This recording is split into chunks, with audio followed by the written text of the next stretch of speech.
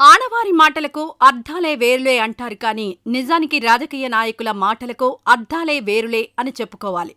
మేము పార్టీ మారము, సచ్చేదాకా ఇదే పార్టీలో అని చెప్పారనుకోండి, దానర్థం త్వరలోనే వేరే పార్టీలోకి జంప్ అవబోతున్నాం అని. పార్టీకి రాజీనామా చేస్తున్నా ఇక రాజకీయాలకు సెలవు, రాజకీయ సన్యాసం అని అన్నారా అంటే కొంచెం గ్యాప్ తీసుకొని తమకు ఏ పార్టీ కరెక్టో బేరీజు వేసుకొని వారితో మంతనాలు జరిపి ఆ తర్వాత తమకు నచ్చిన తమకు ప్రాధాన్యం ఉన్న పార్టీలో జాయిన్ అవుతారు. ఈ కోవలోనే మాజీ ఎంపీ జగన్కి అత్యంత సన్నిహితుడిగా పేరుపడ్డ విజయసాయిరెడ్డి ఇప్పుడు బీజేపీలో జాయిన్ అవబోతున్నారు అనే వార్తలు సంచలనం కలిగిస్తున్నాయి.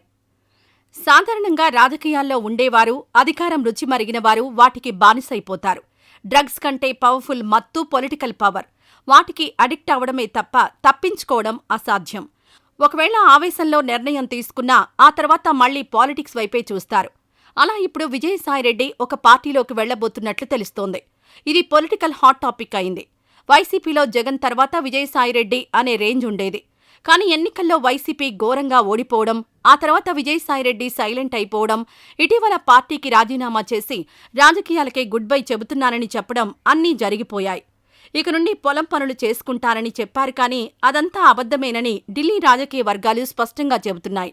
నిజానికి ఆయన బీజేపీలో చేరేందుకు అన్ని ఏర్పాట్లు చేసుకున్న తర్వాతనే వైసీపీకి రాజీనామా చేశారు అని ఢిల్లీ వర్గాలు చెబుతున్నాయి. అయితే వెంటనే చేరితే మరో రకమైన ప్రచారం జరుగుతుందని, జగన్కి ద్రోహం చేసినట్టవుతుందని భావించి తన రాజ్యసభ స్థానానికి ఉప ఎన్నిక జరిగిన తర్వాతనే ఆయన బీజేపీలో చేరనున్నారు అని తెలుస్తోంది.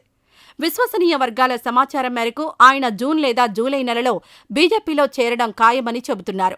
అయితే ఇటీవలి సంఘటనలు కూడా బీజేపీలో ఆయన చేరికపై ఉన్న అనుమానాలను మరింత బలపరుస్తున్నాయి.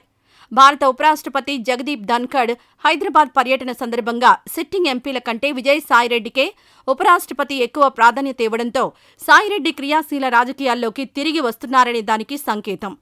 వైఎస్సార్సీపీలో ఉన్న సమయంలో కూడా సాయిరెడ్డి ప్రధానమంత్రి నరేంద్ర మోడీ, కేంద్ర హోంమంత్రి అమిత్ షాతో సన్నిహిత సంబంధాలను కొనసాగించారు. అప్పట్నుండి ఆయన బీజేపీలో చేరుతారు అనే ఊహాగానాలున్నప్పటికీ ఇప్పుడు అవే నిజమయ్యాయి. విజయసాయిరెడ్డిపై చాలా కేసులున్నాయి. జగన్ అక్రమాస్తుల కేసులో ఆయన నెంబర్ 2. ఆ కేసులు ఇంకా ట్రయల్కే రావడం లేదు. ఇప్పుడు అవి విచారణకొస్తే ఆయనకు చాలా సమస్యలు చుట్టుముట్టినట్టే. జైలుకు కూడా వెళ్లాల్సి రావచ్చు అనే టాక్ రాజకీయ వర్గాల్లో ఎప్పటినుండో ఉన్నదే. అందుకే బీజేపీలో చేరేందుకు ఆయన సిద్ధమైనట్లుగా తెలుస్తోంది. మరి విజయసాయిరెడ్డి చేరికపై కూటమి పార్టీలైన టీడీపీ, జనసేన ఎలా స్పందిస్తాయో చూడాలి. అయితే ఇక్కడే విజయసాయి తన తెలివిని ప్రదర్శించారు. రాజీనామా చేసినప్పుడు చంద్రబాబుతో వ్యక్తిగత సంబంధాలున్నాయి. పవన్ మిత్రుడు అంటూ ఆయన చెప్పిన విషయం గుర్తుండే ఉంటుంది. సో విజయసాయిరెడ్డి అన్నీ ముందే ఆలోచించి బీజేపీలోకి మార్గం సుగమం చేసుకున్నాడు అనే టాక్ ఇప్పుడు పొలిటికల్ సర్కిల్స్లో వైరల్ అవుతోంది.